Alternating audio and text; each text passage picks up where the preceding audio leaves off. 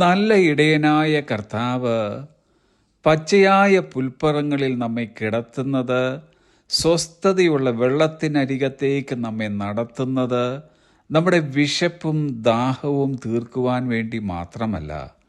ദൈവം നമ്മെ ഈ വിധത്തിൽ പരിപാലിക്കുന്നതിൻ്റെ പരമമായ ഉദ്ദേശ്യം ടു റെസ്റ്റോർ അവർ സോൾ, നമ്മുടെ ആത്മാവിനെ വീണ്ടെടുക്കുവാൻ വേണ്ടി കൂടിയാണ്.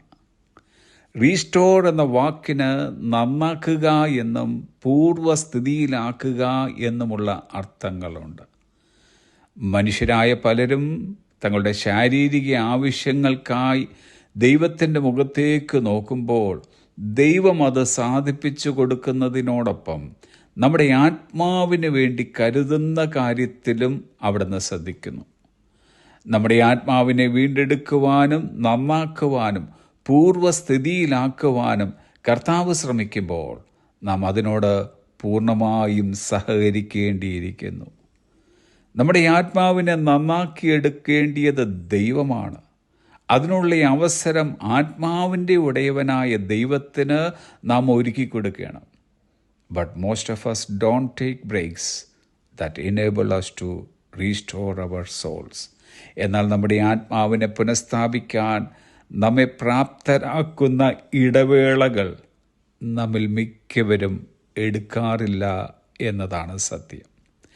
ഇടയനാം കർത്താവ് പച്ചയായ പുൽപ്പറങ്ങളിൽ പോകുവാനും സ്വസ്ഥതയുള്ള വെള്ളത്തിനരികത്തേക്ക് പോകുവാനും നമ്മെ ക്ഷണിക്കുമ്പോൾ വൈമനസ്യം കൂടാതെ അതിന് നാം തയ്യാറാകണം.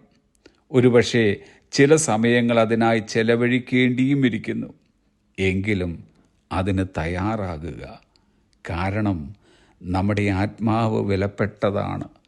ആത്മാവ് ഒരുക്കപ്പെടുന്നതിന് കാരണമാകുന്ന ഇടവേളകൾ എപ്പോഴും അനുഗ്രഹം തന്നെയാണ്. ആരോ ഒരാൾ പറഞ്ഞതത്രേ, the power of rest is that it allows you to enjoy the journey of life and not just the destination. ലക്ഷ്യസ്ഥാനം മാത്രമല്ല, ജീവിത യാത്രയും ആസ്വദിക്കുവാൻ നിങ്ങളെ അനുവദിക്കുന്നു എന്നതാണ് വിശ്രമത്തിൻ്റെ ശക്തി എന്നത്. So when God makes us lie down in green pastures, enjoy them. അതുകൊണ്ട് ദൈവം നിങ്ങളെ പച്ചയായ മേച്ചിൽപ്പുറങ്ങളിൽ കിടത്തുമ്പോൾ അവ ആസ്വദിക്കുക. Have a pleasant day.